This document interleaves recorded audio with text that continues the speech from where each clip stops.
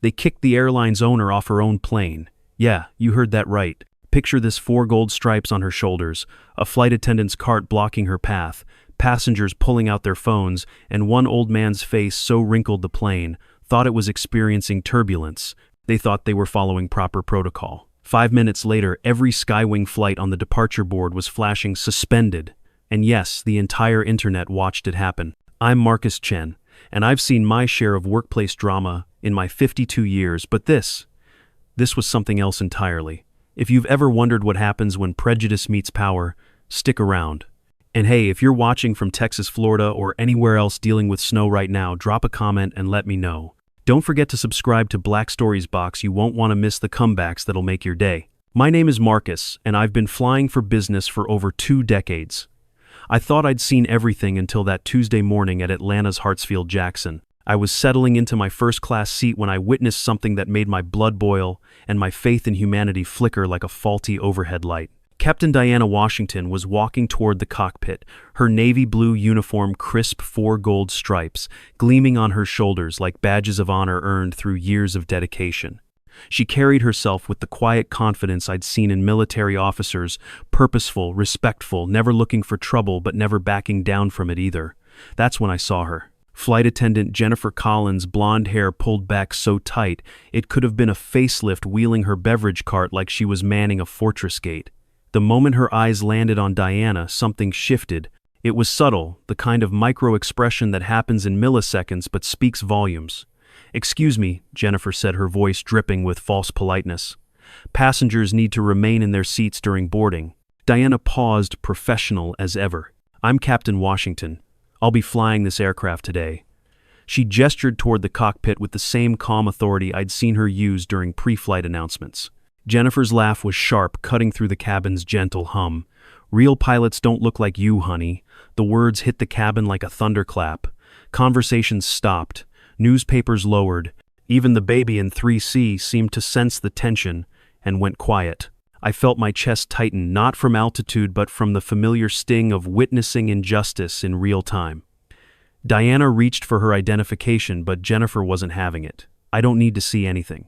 You're obviously an unauthorized guest trying to access restricted areas. This is a security issue." That's when Walter Hendricks, a silver-haired gentleman in 2 Ampere, stood up slowly. I later learned he was a retired Boeing engineer. "Young lady," he said in a voice that commanded respect, "those 4 stripes aren't sold on Amazon, they're earned in the cockpit." But Jennifer was doubling down, positioning her cart like a barricade. "Sir, please stay out of this. I'm handling unauthorized personnel according to company protocol." In the back, I noticed a young man couldn't have been older than 20, discreetly pointing his phone toward the unfolding drama.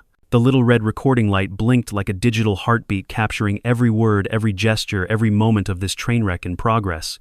"Ma'am," Diana said, her voice steady despite the humiliation, "I have my crew roster right here, my FAA license and my company identification. Would you like to see them?" "Anyone can fake documents these days," Jennifer replied, her voice getting louder, attracting more attention. "What I see is someone who doesn't belong in that uniform trying to access our flight deck. That's a federal crime." The cabin was now fully engaged. Some passengers were shaking their heads in disgust. Others were pulling out their phones.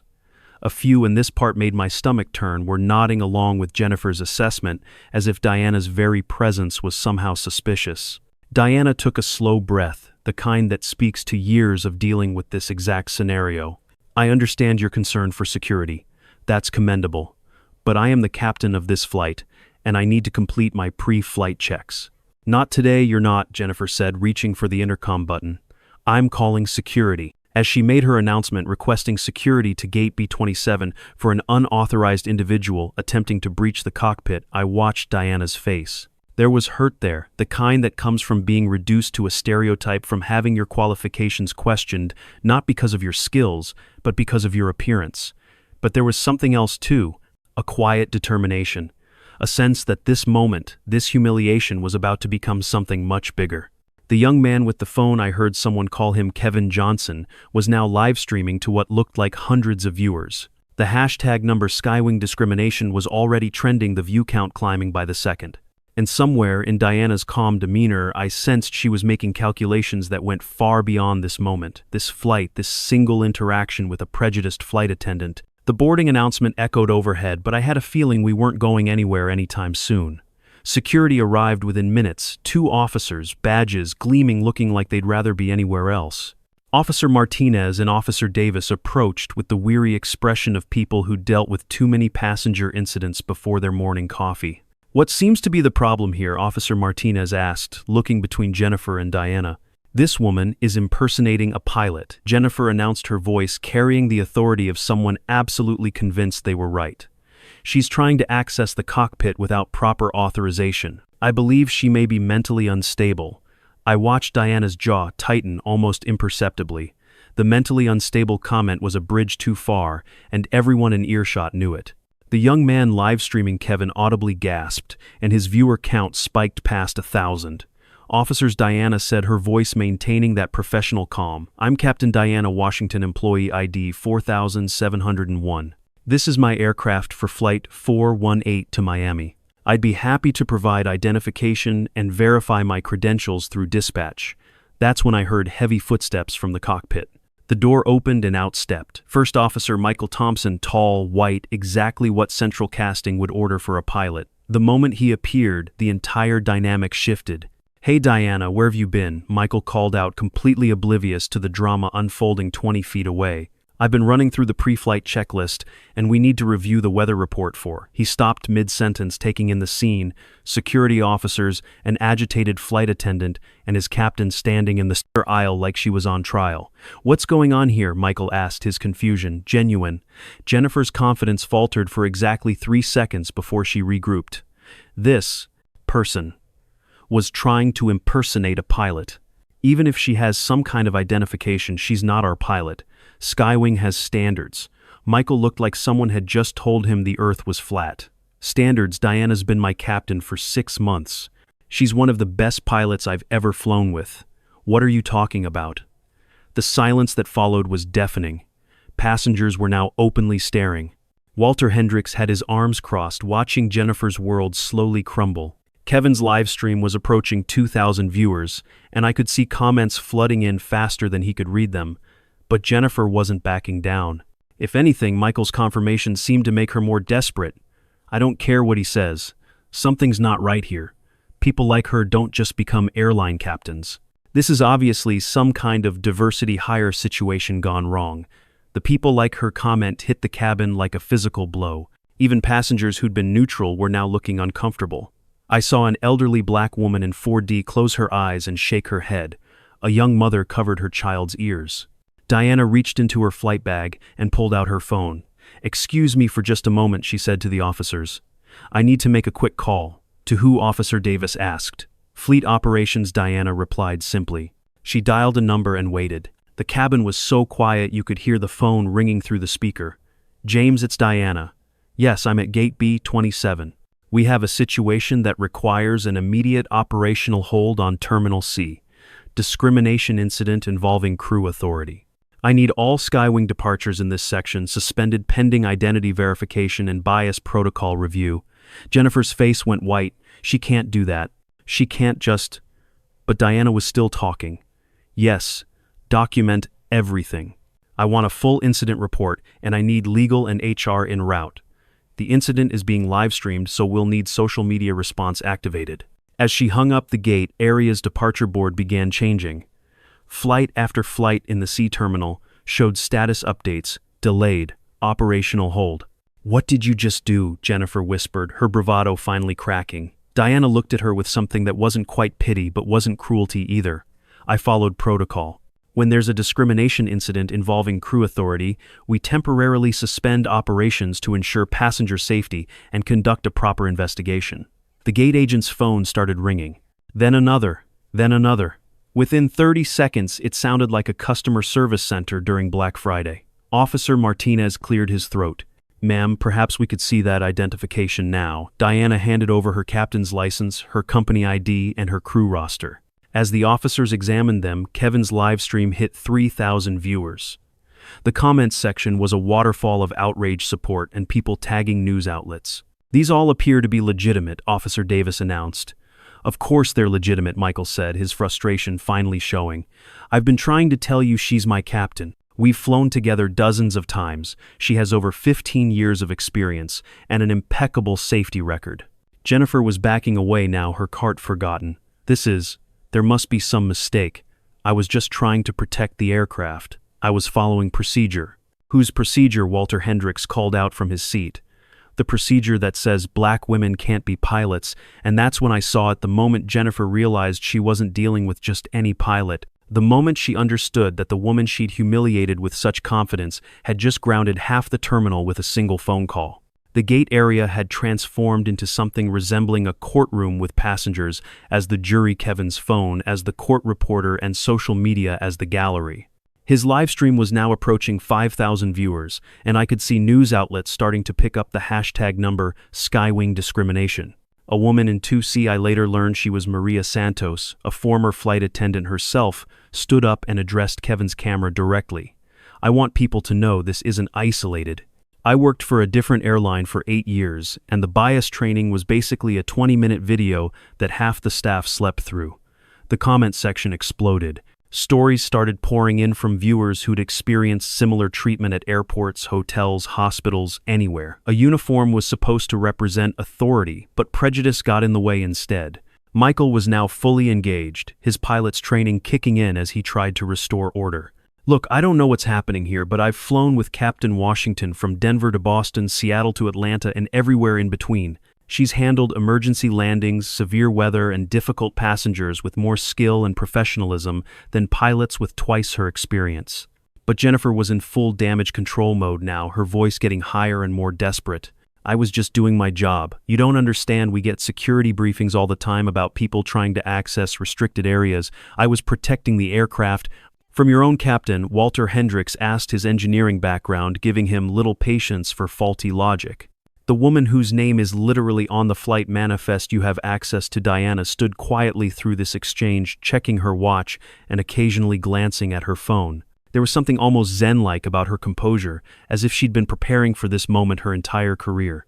That's when I noticed station manager Paula Mitchell approaching her heels, clicking against the terminal floor like a countdown timer. She had the look of someone who'd been pulled away from something important and wasn't happy about it. "What exactly is going on here?" Paula demanded, surveying the scene with obvious irritation.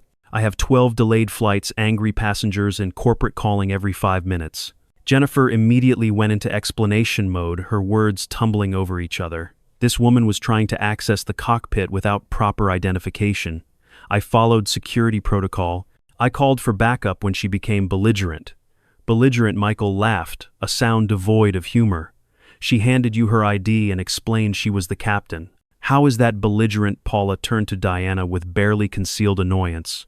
"I'm going to need to see your credentials." "Of course," Diana replied, producing her documents again with the same professional calm she'd maintained throughout this entire ordeal. While Paula examined the paperwork, Kevin's live stream reached a new milestone. "Holy crap, guys," he whispered to his audience. "We just hit 10,000 viewers. This is going viral in real time." The comment section was a mix of outrage, support, and people sharing their own experiences with workplace discrimination.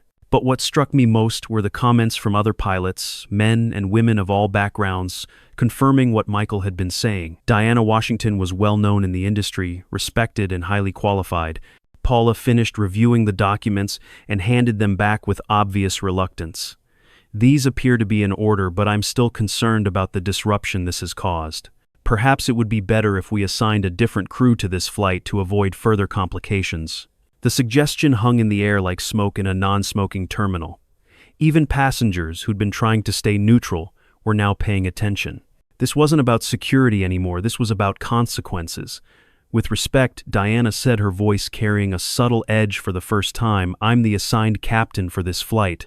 I've completed all required pre-flight procedures, my crew is ready, and my aircraft is mechanically sound.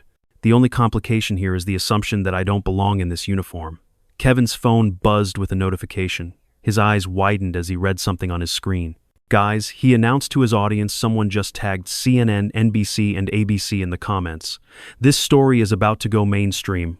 Paula's phone rang, then rang again, and again. I need to take these calls, she said, stepping away from the group but not before shooting Diana a look that suggested this conversation was far from over. As Paula moved away, I watched Jennifer's demeanor change. The initial confidence had evaporated, replaced by something that looked suspiciously like panic. She kept glancing between Diana, the security officers, and Kevin's still-rolling camera, as if calculating the potential fallout from this very public incident. "Ma'am," Officer Martinez addressed Diana, "we've verified your credentials. Unless there are criminal charges being filed, we'll need to clear this area and let you proceed with your duties."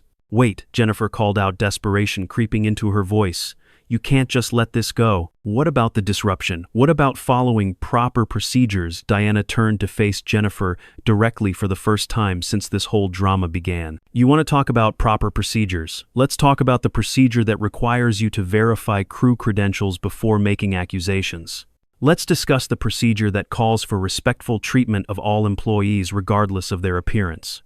Or maybe we should review the procedure that requires bias reporting when incidents like this occur." The gate area fell silent, except for the sound of Kevin's phone notifications going off like a slot machine jackpot. Paula returned from her phone calls looking like someone who'd just been told their house was on fire. Her face was pale, her professional composure cracking at the edges. I could tell from her expression that corporate hadn't been calling to congratulate anyone. "I just got off the phone with regional management," she announced, her voice tight with barely controlled panic. "And of that. They're aware of the situation, and they want a full report within the hour." Diana checked her phone and frowned slightly. "They're probably also aware that this live stream has been picked up by 3 major news outlets and is trending on 4 different social media platforms." Kevin looked up from his phone, eyes wide. "Actually, it's 5 platforms now, and we just hit 15,000 viewers." The number hit Paula like a physical blow. She actually took a step backward, one hand going to her throat. 15,000. And climbing Walter Hendricks added helpfully from his seat. "My granddaughter just texted me. She's watching from her dorm at Georgia Tech. Said her whole floor is glued to this." That's when Diana's phone rang. She glanced at the caller ID and answered with a professional Captain Washington. I couldn't hear the other side of the conversation, but Diana's responses painted a clear picture. "Yes, sir. The operational hold is still in effect. Approximately 47 minutes now. No, sir, the safety of the aircraft was never compromised." "Yes, sir, I understand the financial implications." When she hung up, Paula immediately pounced. "Who was that? What did they want?" "Chief Executive Officer Robert Harrison," Diana replied simply. "He's en route from downtown Atlanta. Should be here within 30 minutes. The blood drained from Paula's face completely. Jennifer made a small whimpering sound. Even I felt a chill. When the CEO of a major airline leaves downtown Atlanta to personally handle an incident at the airport, someone's career is about to end. The CEO, Paula whispered. "He's coming here, why would he?" She stopped mid-sentence, her eyes widening as something clicked. "Oh God. Oh no. Please tell me this isn't what I think it is." Diana tilted her head slightly. "What do you think it is? You're not just a captain, are you?" Paula's voice was barely audible now. "The way corporate reacted when I mentioned your name? The way they started asking about bias training records and HR documentation? The way they immediately wanted to know about live streams and social media?" Kevin's phone was buzzing constantly now. "Guys, we've got corporate executives from other airlines sharing this stream. Someone just tagged the FAA. This is getting serious." Michael stepped closer to Diana, lowering his voice but not quite whispering. "Di, should I be worried about my job? Because I feel like I should be worried about something." "Your job is fine," Mike, Diana assured him. "You've done everything right today. You confirmed my identity, you supported your captain, and you maintained professionalism throughout this entire incident." Jennifer, who'd been uncharacteristically quiet for the past few minutes, suddenly spoke up. "I need to call my union representative. I have rights. I was following training protocols." "Actually," Diana said, reaching into her flight bag again, "let's talk about those training protocols." She pulled out a tablet and swiped through several screens before finding what she was looking for. According to Skywing's Employee Handbook section 4.7 Bias and Discrimination Prevention, all customer-facing employees are required to complete quarterly sensitivity training and demonstrate competency in conflict, de-escalation, and bias recognition. Paula was nodding along, clearly familiar with the policy. Diana continued, "When was your last completed training module?" The question hung in the air like an unexploded bomb. Jennifer's mouth opened and closed several times, without producing sound. I don't remember exactly. But I know I've taken the training." Diana swiped to another screen on her tablet. "According to the system, your last completed bias training was 14 months ago. You've missed the last 4 quarterly sessions. That's not my fault," Jennifer protested. "I've been working extra shifts. I requested different training times. HR never got back to me." And yet Diana said quietly, "You felt qualified to make judgments about who belongs in a pilot's uniform based on their appearance." Kevin's livestream hit 20,000 viewers. The comments were now coming in too fast to read, but I caught fragments. "This is insane. Sue them all." Finally, someone standing up. "This happens every day." Paula's phone rang again. She answered with a shaky hello, and then spent the next 2 minutes saying, "Yes, sir, and I understand, sir, and right away, sir." When she hung up, she looked like she'd aged 5 years and 5 minutes. "That was the CEO's office," she announced. "All employees involved in this incident are to remain in this area until Mr. Harrison arrives. No one leaves. No one discusses this with media. No one posts anything on social media." "Too late for that last one," Kevin said, holding up his phone. "This is live television at this point." Diana checked her watch again. "Paula, I need you to understand something. This isn't about punishment or revenge. But when an incident like this is live-streamed to thousands of people, it becomes bigger than just internal discipline. This is about the company's reputation, passenger confidence, and our commitment to treating all employees with dignity." "I know," Paula said quietly. "I know, and I'm sorry. This should never have happened." "No," Diana agreed. "It shouldn't have. But it did, and now we have to deal with the consequences, all of us." As if summoned by her words, we could see a black SUV pulling up to the terminal entrance, moving with the kind of purpose that suggested very important people were about to make very important decisions. The black SUV disgorged 3 people in expensive suits, moving with military precision. CEO Robert Harrison, a silver-haired man in his 60s, who looked like he'd stepped out of a Fortune 500 magazine, led the way. Behind him walked a woman with a briefcase who had General Counsel written all over her, and a younger man with a tablet who was clearly documenting everything in real time. But as they approached our gate area circus, I noticed something that made my stomach drop. Diana wasn't looking nervous or vindicated, or any of the emotions I'd expect from someone about to be vindicated by the arrival of the CEO. She was looking familiar, like she was watching an old friend walk toward her. "Diana," Robert Harrison said as he approached, his voice carrying a warmth that seemed completely at odds with the gravity of the situation. "I came as soon as I heard." "Hello, Robert," Diana replied, and there was something in her tone of familiarity that made Paula and Jennifer exchange glances of growing horror. "Ladies and gentlemen," Harrison announced to the assembled crowd, "I'm Robert Harrison, CEO of Skywing Airlines. I understand we've had an incident here today involving allegations of discrimination against one of our crew members."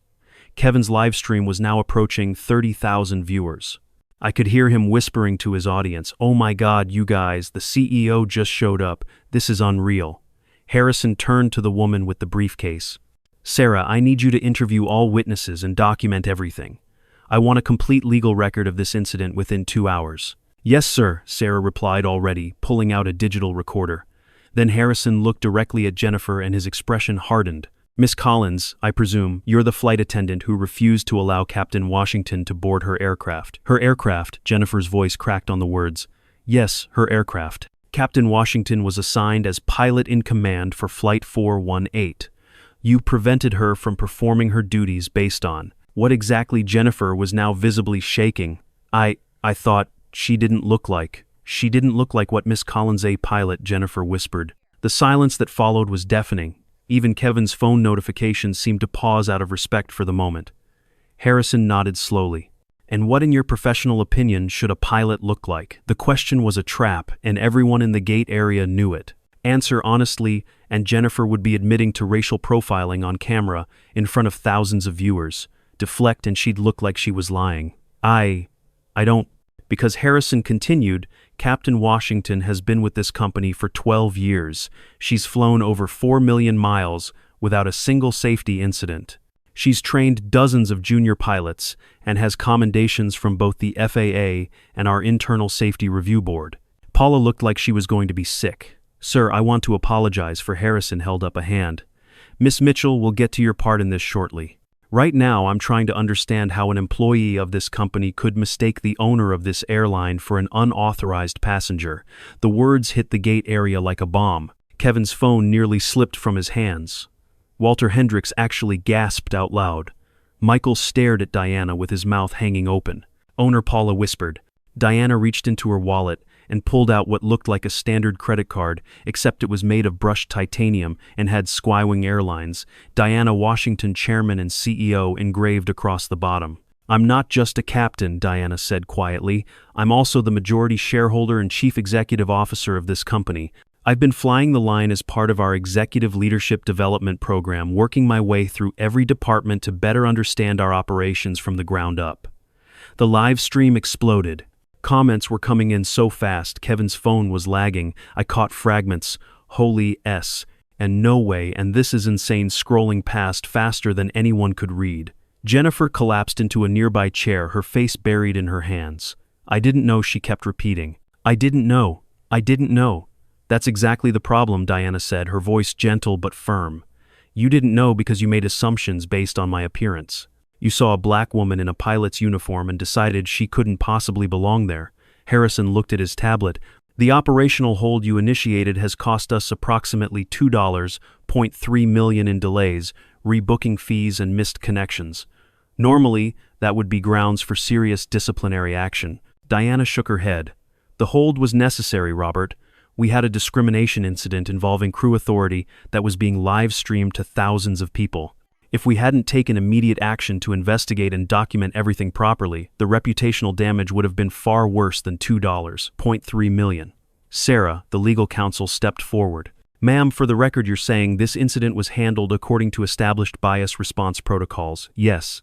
When an employee is subjected to discrimination that interferes with their ability to perform safety-critical duties, we have an obligation to suspend operations until we can ensure the incident doesn't compromise passenger safety.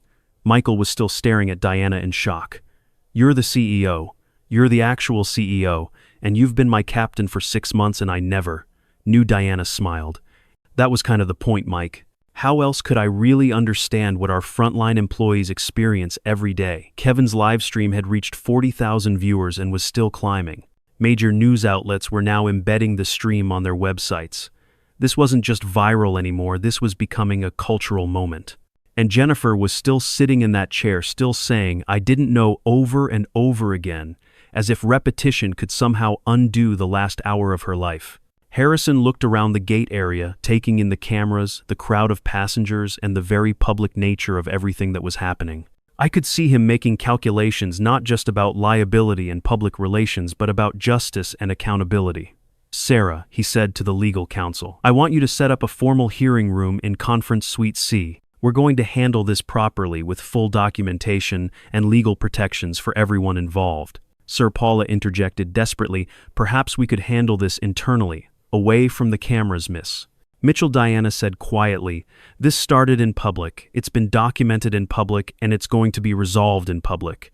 The days of handling discrimination complaints behind closed doors are over. Kevin's live stream was now being carried by news networks. His original audience of a few dozen had exploded to over 50,000 viewers, and professional journalists were starting to arrive at the gate. I need everyone to understand something, Harrison announced, his voice carrying the authority of someone used to addressing stockholder meetings and congressional committees. Skywing Airlines has a zero-tolerance policy for discrimination, not because it's legally required, though it is, but because it's morally required. He turned to Jennifer, who was still slumped in her chair. Miss Collins, you've been with this company for 4 years. In that time, you've missed 4 consecutive quarterly bias training sessions. You've received 2 written warnings for unprofessional conduct with passengers. And today, you racially profiled your own CEO and attempted to bar her from performing her duties. Jennifer looked up, tears streaming down her face. I'm sorry. I'm so sorry. I was wrong. I know I was wrong. Are you sorry because you were wrong or because you got caught? Diana asked gently. I don't know anymore. Maybe both. I've been so angry lately, and I've been taking it out on people who don't deserve it. This job is so stressful and passengers treat us like garbage, and I guess I started seeing enemies everywhere. The honesty was raw and uncomfortable. Even through the live stream, you could feel the pain in Jennifer's voice. Not just the fear of losing her job, but the recognition of how far she'd fallen from whoever she used to be. Jennifer, Diana said, sitting down in the chair next to her, "I'm going to offer you something that maybe you don't deserve, but that I believe in anyway. I'm going to offer you a choice." Harrison raised an eyebrow, clearly curious about where this was going. Option 1, we terminate your employment immediately. You'll receive severance pay, your benefits will continue for 90 days, and you'll be eligible for unemployment. We'll provide a neutral reference that confirms your dates of employment. Jennifer nodded miserably. "I understand." Option 2, you take a 6-month unpaid suspension. During that time, you'll complete 300 hours of community service with organizations that serve communities of color. You'll undergo comprehensive bias, training, anger, management, counseling, and conflict resolution therapy. If you successfully complete all requirements, you can return to work, but not as a flight attendant. Not as a...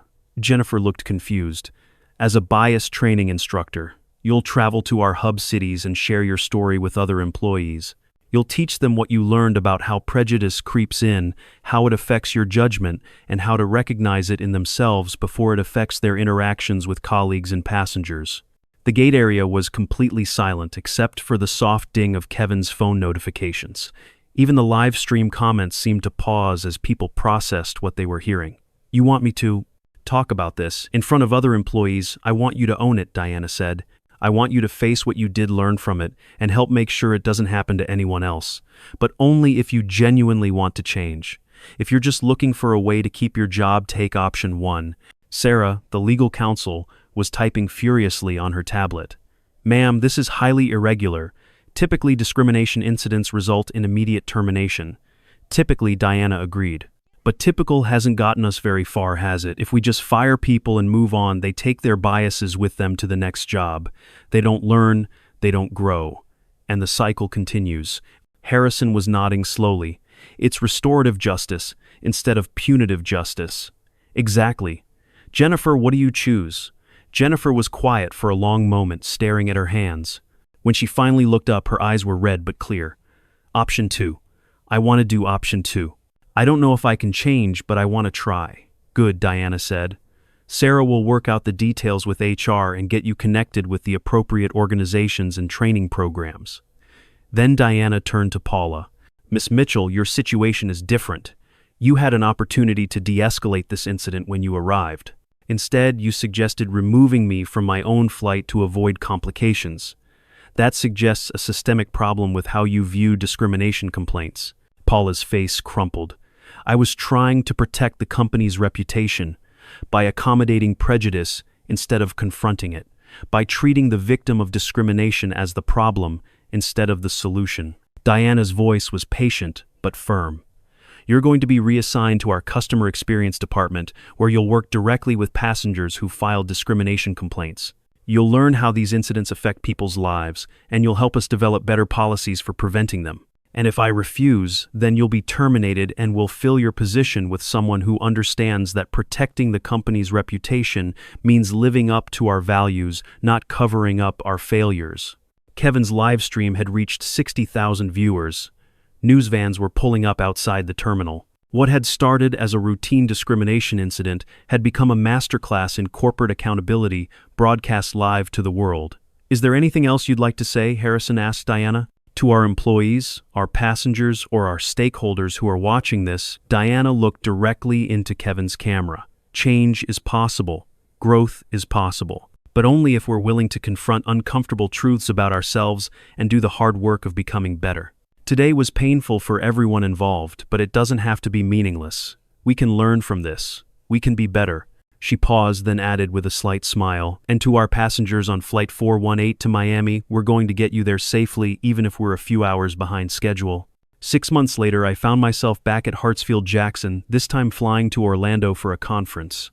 As I walked through Terminal C, I noticed something different. There were QR codes posted near every gate, simple black squares with text that read "Report bias anonymously, your voice matters." I was early for my flight, so I decided to scan one out of curiosity. It took me to a simple form where employees or passengers could report discrimination incidents, request bias intervention, or even just share concerns about potentially problematic behavior they'd witnessed. The form was available in 6 languages and promised response within 24 hours.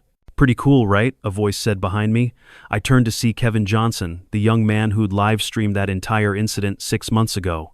He was wearing a Skywing employee badge that read Director of Social Accountability. "Kevin, what are you doing here?" "Working," he grinned. "After that video hit 100 million views across all platforms, Skywing offered me a job. I help them monitor social media for bias incidents, and I manage the anonymous reporting system. Turns out, my generation's obsession with documenting everything actually has some professional applications." I laughed. "And how's it working out? Honestly, amazing. We've prevented dozens of incidents like the one with Captain Washington. Employees know they're being watched, not in a Big Brother way, but in a your actions have consequences way. People think twice before letting their biases show." As we talked, I noticed a group of employees gathered around a presentation area near Gate C15. The speaker was a blonde woman in a Skywing trainer's uniform, and she was addressing what looked like new hires. "Is that Jennifer Collins?" Kevin confirmed. "She's in her 3rd month as a bias training instructor. She tells her story to every new employee class, every quarterly training session, and any time there's an incident that needs immediate intervention." I couldn't help but stare. The woman speaking to those employees looked nothing like the angry, defensive flight attendant from 6 months ago. She was calm, articulate, and genuinely engaging with her audience. Does she ever talk about that day? Every single presentation. She shows the video, my video, and walks through every moment where she made a choice that led to the incident. She doesn't sugarcoat it or make excuses. She owns it completely. Kevin checked his phone. "Actually, she's doing a session right now. Want to listen in?" We walked closer to the group and I could hear Jennifer's voice clearly now. The moment I saw Captain Washington in that uniform, I made a decision based on my assumptions about what a pilot should look like. I didn't see her credentials, her experience, or her qualifications. I saw her race and her gender, and I decided they didn't match my mental image of authority. A young man in the audience raised his hand. "But didn't you think you were protecting the airline?" "I thought I was," Jennifer admitted.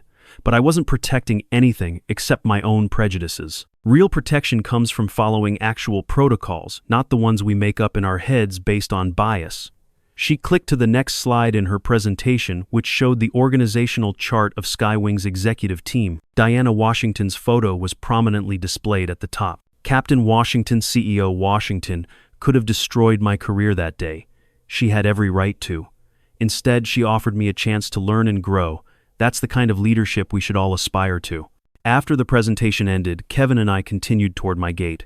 "What about Paula?" I asked. "The station manager. She's doing really well, actually. She manages our customer experience recovery program now. When passengers file discrimination complaints, she personally handles their cases. She's developed some of the most effective reconciliation protocols in the industry." We passed Gate B27, the same gate where everything had happened 6 months ago. There was a small plaque mounted on the wall near the boarding area. It read, "In recognition of the courage to confront bias and the wisdom to choose growth over punishment, Skywing Airlines Employee Excellence Award. Diana Washington, CEO." The board installed that after the Harvard Business School case study was published, Kevin explained. Diana's handling of the incident is now taught in leadership courses at over 200 universities. As we reached my gate, I saw something that made me smile. Diana Washington was there in uniform, conducting a pre-flight walk-around inspection of the aircraft. She was working as a captain again, still part of her hands-on leadership program. She looked up as Kevin and I approached, recognizing us both immediately. "Marcus, Kevin, good to see you both." "Captain," I said, or should I say CEO? She laughed. "Captain is fine when I'm wearing the uniform." "How are you, Kevin? How's the new job working out?" "It's incredible. We've documented a 74% reduction in bias-related incidents across all hubs. Employee satisfaction is up 23%, and passenger complaints about discriminatory treatment have dropped to nearly zero. And the anonymous reporting system, over 3,000 submissions in 6 months. Most are minor things that we can address with quick intervention, but we've prevented at least a dozen major incidents that could have escalated like ours did." Diana nodded approvingly. "That's exactly what we hoped for, prevention instead of punishment." As we talked, I noticed other airlines employees walking by, some stopping to listen to our conversation. Kevin's livestream had become a case study not just for Skywing but for the entire industry. "Ma'am," I said, "can I ask you something personal?" "Of course." How often did incidents like that happen to you before you became CEO? Diana was quiet for a moment. More often than I care to remember.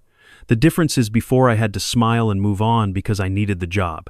Now I have the power to make sure it doesn't happen to anyone else. She checked her watch. I need to finish my pre-flight, but Marcus, I'm glad you were there that day. Your presence as a witness made a difference.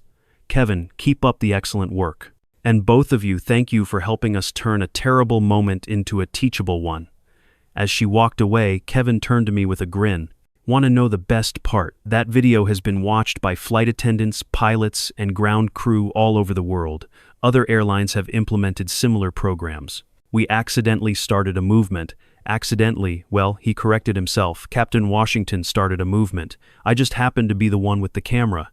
I boarded my flight that day thinking about choice and change, about the difference between punishment and growth, and about how sometimes the worst moments in our lives can become the foundation for the best changes we make. The flight attendant who greeted me as I boarded was professional, warm, and genuinely welcoming. On her name tag next to Sarah was a small pin that read "Bias-Free Zone, report issues anytime." As we taxied toward takeoff, I thought about Jennifer Collins speaking to another group of new employees about the day she almost destroyed her career because she couldn't see past her own prejudices. I thought about Paula Mitchell personally handling discrimination complaints and helping other victims find justice. And I thought about Diana Washington still flying the line as CEO, making sure she never forgot what it felt like to be on the receiving end of bias and discrimination. Sometimes justice isn't about punishment. Sometimes it's about transformation. And sometimes when you give people the chance to become better than they were, they'll surprise you by actually doing it. But here's what I want to know from you. Have you ever witnessed discrimination at an airport, a restaurant, or any public place? Did you speak up or did you stay silent? And if you could go back, would you handle it differently? Share your story in the comments below, because sometimes our stories are the most powerful tools we have for creating change. If this story made you think, made you angry, or made you hopeful, hit that subscribe button for Black Stories Box. Because the next time injustice tries to take flight, we'll be here to help ground it before it gets off the runway.